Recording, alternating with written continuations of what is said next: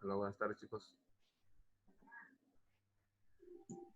Buenas noches, profesor. Buenas tardes. Buenas tardes, María Cristina. Sí, he tenido unos problemas. Buenas noches.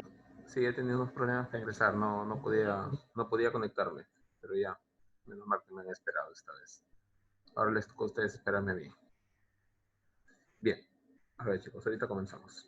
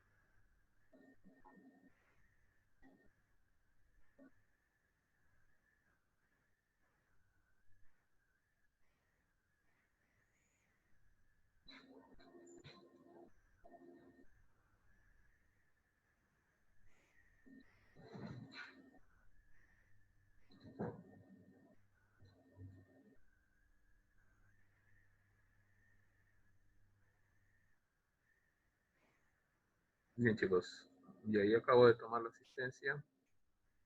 Ahora vamos a ver si es cierto. Ya, ahora sí. Bien, ahora sí ya pueden visualizar la pantalla. Sí. Ya, listo. Sí. Bien. Ahora sí, chicos, ya se están solucionando los problemas. Ya. Bien, nuestro tema de hoy día es triángulos. ¿Ya? Vamos a estudiar los triángulos. Bien. Como ustedes saben, el triángulo es el mínimo polígono que se puede formar, ¿no? ¿Y por qué digo mínimo? Porque es el de menor número de lados, ¿no? De 3 lados. Y se obtiene al unir 3 puntos no colineales, ¿no? El punto A, el punto B y el punto C, ¿cierto? Unidos 2 a 2 tenemos los lados del triángulo, ¿no? El lado AB, BC y CA. Bien. Esos 3 puntos nosotros los llamamos vértices. Vértice A, vértice B y vértice C. ¿Sí? Vértice A, vértice B, vértice C. ¿Qué más tenemos en un triángulo? Ahí está, B.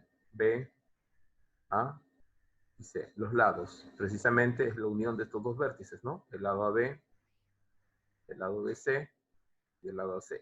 3 lados. Los ángulos se reparten en internos, los que están dentro de la región, que se forma, alfa, beta y teta.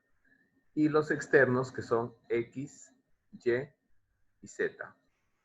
Los externos son los que se logran al unir, al prolongar, ¿no? Al prolongar cualquiera de los lados, ¿no? Por ejemplo, el lado AC lo prolongo hacia la izquierda un poco más, ¿no? Entonces, ese lado prolongado con el lado AB me está formando el ángulo externo de X, ¿sí? Si prolongo el lado AB hacia arriba con el lado BC, formamos el ángulo externo Y. Igualmente, si prolongo el lado BC hacia abajo, tengo con el lado AC formaría el ángulo externo Z. Pero también es bueno recalcar lo siguiente. De que, ¿qué pasaría si es que yo prolongara este lado? ¿Sí? Ya no prolongara AC, sino prolongo AC. Entonces miren lo que va a suceder. El ángulo externo sería este. Pero hay una cosa, que ese ángulo externo va a tener la misma medida que este ángulo externo Z. Si este es Z, acá también va a medir Z. ¿Por qué? Porque serían dos rectas, recuerden ustedes, ¿no? Dos rectas que se cruzan forman dos pares de ángulos opuestos, ¿no? Si esto es A, esto es A, ¿no? Y si esto es B, por el otro lado opuesto, también voy a tener el ángulo B. ¿Sí? Entonces, ahí tenemos los dos. Y de la misma forma, este teta es opuesto, entonces formas el ángulo teta acá. ¿Y qué más puedes ver? Que en esa línea recta, la suma del interno que sería teta más el externo que sería z, suman 180. Acá tengo una recta. Para este lado también tengo otra recta. Hacia abajo, por el otro lado, también tengo una recta. Y así se va a formar. ¿Ya? Bien. Y otra propiedad que tenemos acá es el perímetro. El perímetro se simboliza como 2P. O sea, 2P es el perímetro. Y si a mí me dicen eso, entonces yo tengo que sumar las medidas de los lados. ¿Quiénes son los lados? AB, ¿sí? ¿Quién más? BC. Y por último, el tercer lado que sería AC, ¿no? O sea, como tú quieres llamarlo. ¿Ya? El orden no va a afectar. Bien. Pasamos entonces a la siguiente diapositiva. La clasificación de los triángulos. Los triángulos se clasifican según la medida de sus ángulos o por la medida de sus lados. Si hablamos de los ángulos, hablaremos de triángulos oblicuángulos.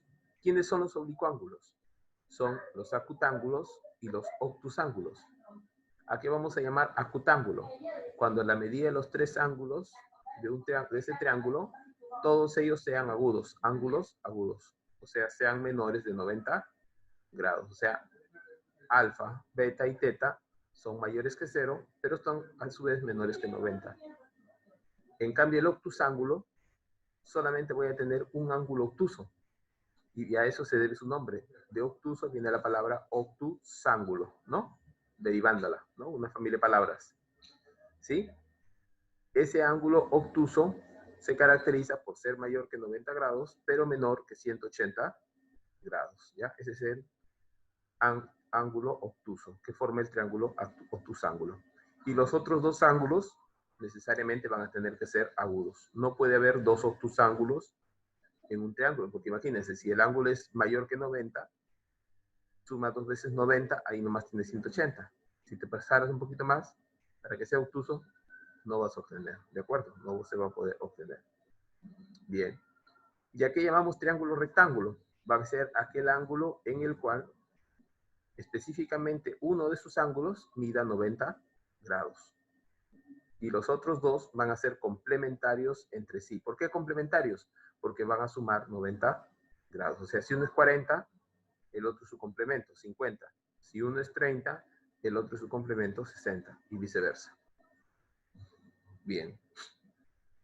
Ahora, si los clasificamos según sus lados, vamos a tener triángulo equilátero. Es aquel X significa igual y látero iguales lados, la medida de sus lados, ¿no? Entonces AB, ¿sí? AB tendría la misma medida que BC y tendría la misma medida que AC, ¿ya? Y como los tres lados son congruentes, los tres ángulos también son congruentes, pues, ¿no? ¿Sí? ¿Y qué sucede con esos ángulos? Son conocidos. Esos tres ángulos necesariamente miden 60 grados. Eso me definiría un triángulo equilátero. Bien, en el triángulo isósceles va a haber dos ángulos congruentes, que son los de las bases. O en realidad podría ser, en lugar de beta, que podría ser alfa y acá alfa. Y el ángulo desigual sería este, ¿ya? No necesariamente tiene que ser la base, por si acaso, ¿ya? Lo único sí, que estos ángulos iguales, esta pareja de ángulos iguales, puede tomar cualquier valor diferente de 0. ¿Sí? Bien, por ejemplo, pero necesariamente van a ser agudos, ¿ya? Eso sí, necesariamente van a tener que ser agudos. ¿Ya? Por ejemplo, si aquí es 20 y aquí es 20, ¿cuánto tengo? 40, ¿no? ¿Cuánto faltaría? 140 sería el obtuso. Si aquí es 30, aquí es 30, 60, ¿cuánto faltaría? 120, ¿no?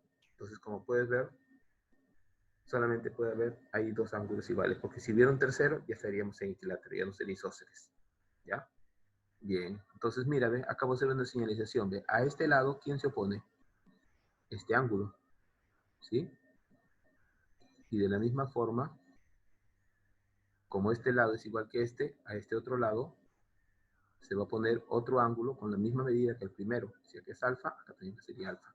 Entonces, un triángulo isósceles tiene dos ángulos congruentes y también tiene dos lados congruentes. ¿Ya? Y el escaleno, los tres ángulos son de distinta medida. ¿Sí? Los tres ángulos son de distinta medida. ¿De acuerdo? Y si los tres ángulos son de distinta medida, en consecuencia, los tres ángulos internos también tienen que ser de distinta medida, ¿ya? Característica de los triángulos. Bien. Ahora vamos a ver las propiedades fundamentales. ¿Cuáles son las propiedades fundamentales en un triángulo? Una de las propiedades fundamentales es la desigualdad triangular. Bien. ¿A qué llamamos desigualdad triangular? Esta propiedad me sirve para verificar si un triángulo existe o no existe, ¿sí? Así como se le llama desigualdad triangular, podría llamarle yo el teorema de la existencia del triángulo. ¿Ya? Teorema de la existencia del triángulo. A ver, hay un dicho que dice, el papel aguanta todo. De repente yo te digo a ti, María Cristina, dibújame un triángulo y ponle sus medidas. Y María Cristina se le ocurre poner cualquier número, ¿no? Y en realidad cualquiera de nosotros. Pero ¿sabes qué?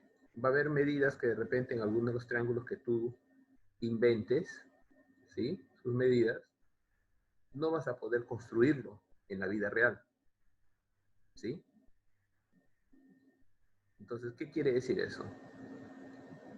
Quiere decir que no va a ser factible crear con medidas reales ese triángulo. ¿Ya? A ver, vamos a ver cómo es eso. Teorema de la existencia, ¿sí? O también, un poquito más filosófico, de la existencialidad.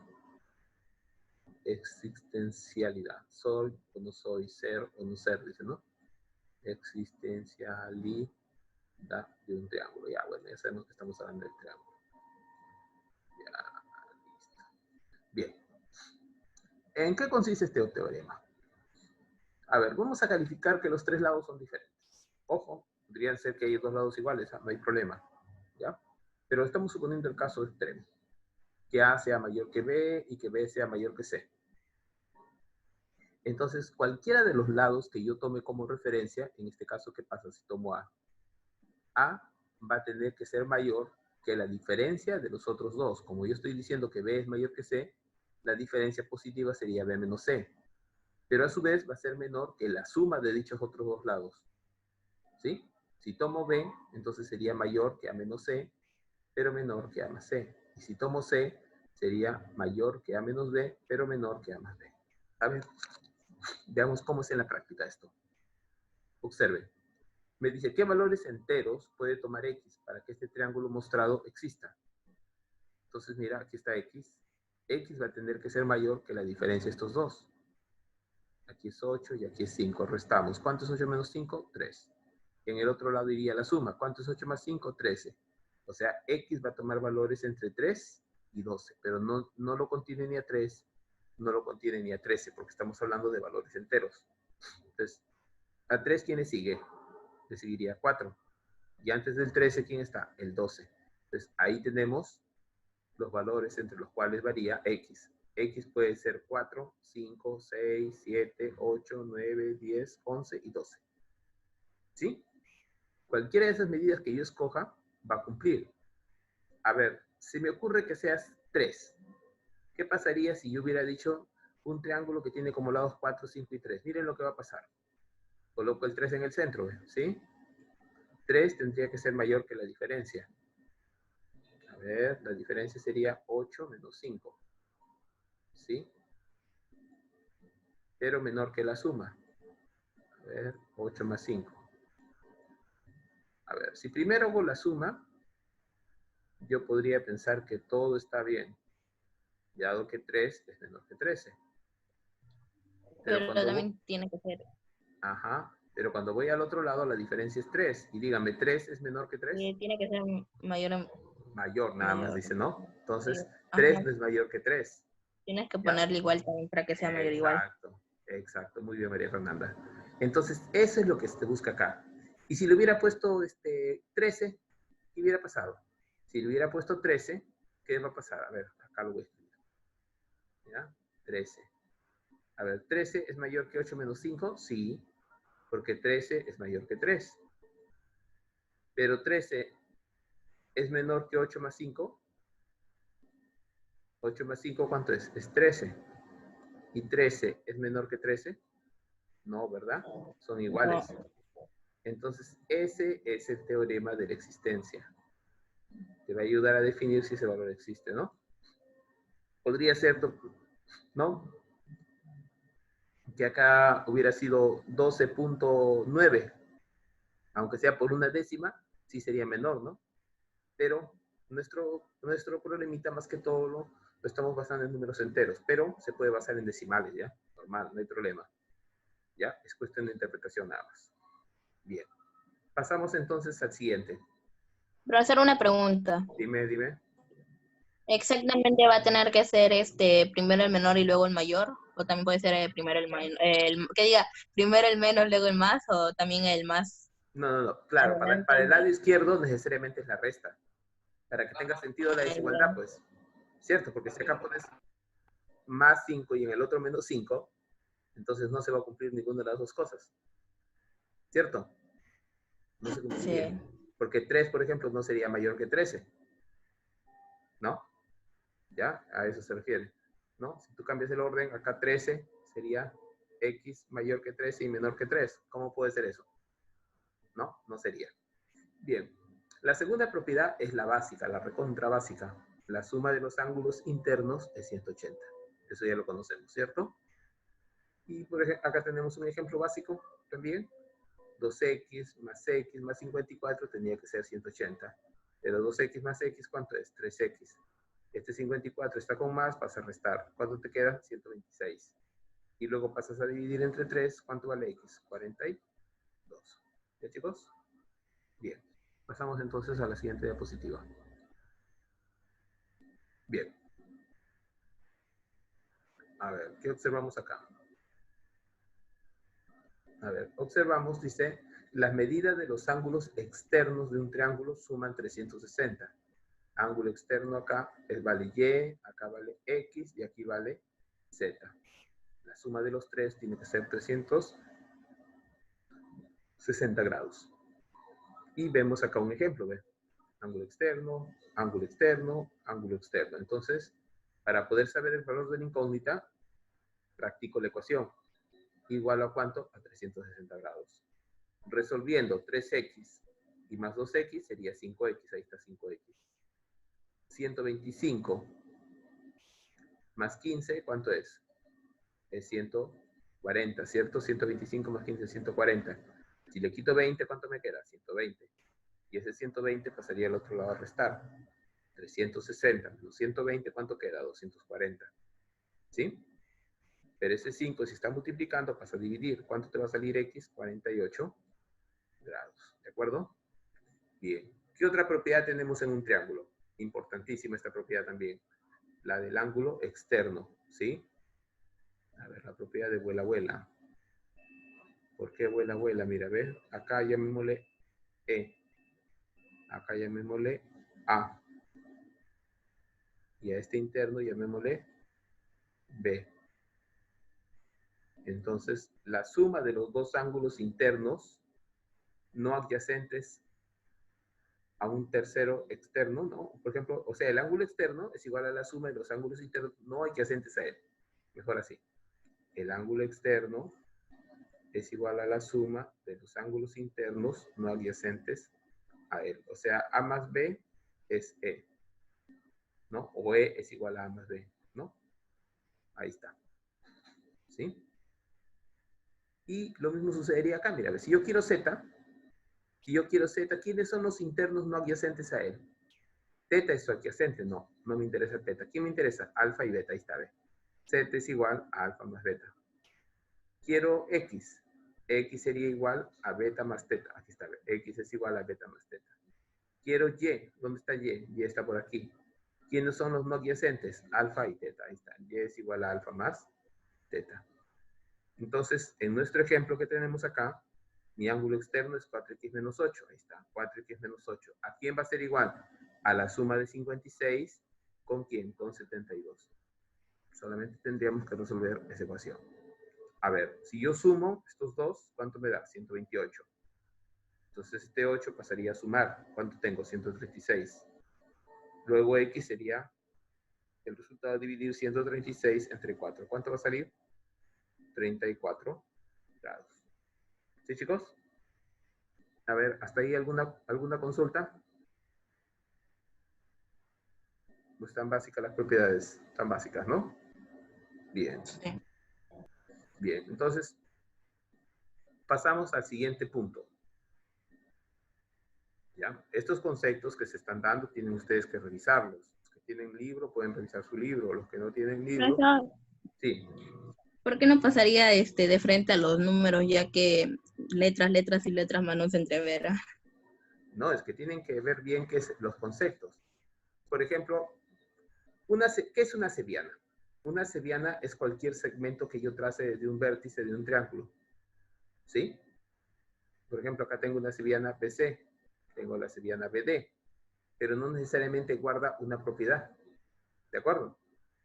¿Ya? Dice, es aquel segmento que une un vértice con un punto cualquiera del lado opuesto o de su prolongación. A ver. Mira lo que dice acá en el triángulo ABC. Ah, el triángulo es ABC. O sea, ese triángulo termina acá en C. O sea, ¿qué podemos decir acá? A ver, atentos. O sea, me quiere decir entonces que mi triángulo es hasta acá. Hasta acá es mi triángulo. Y comienza acá, ¿no? A, B, C. Sí, este es mi triángulo. Mira, lo estoy subrayando. Entonces quiere decir que BD es una cebiana interior. Y BE es una cebiana exterior. ¿Por qué? Porque se ha formado en la prolongación del lado AD, AC, ¿no? El lado AC, ¿sí? Así con líneas punteadas, ¿sí? O sea, acá se ha prolongado este lado AC, se ha prolongado un poquito más. Y de aquí se ha trazado a la cebiana exterior, BE, y esta es la cebiana interior, BD, ¿ya? ¿Qué es la mediana? También es una cebiana, pero es una cebiana que tiene sentido, ¿sí? ¿Cuál es su objetivo de esta cebiana? Llegar al lado opuesto del triángulo, pero en su punto medio.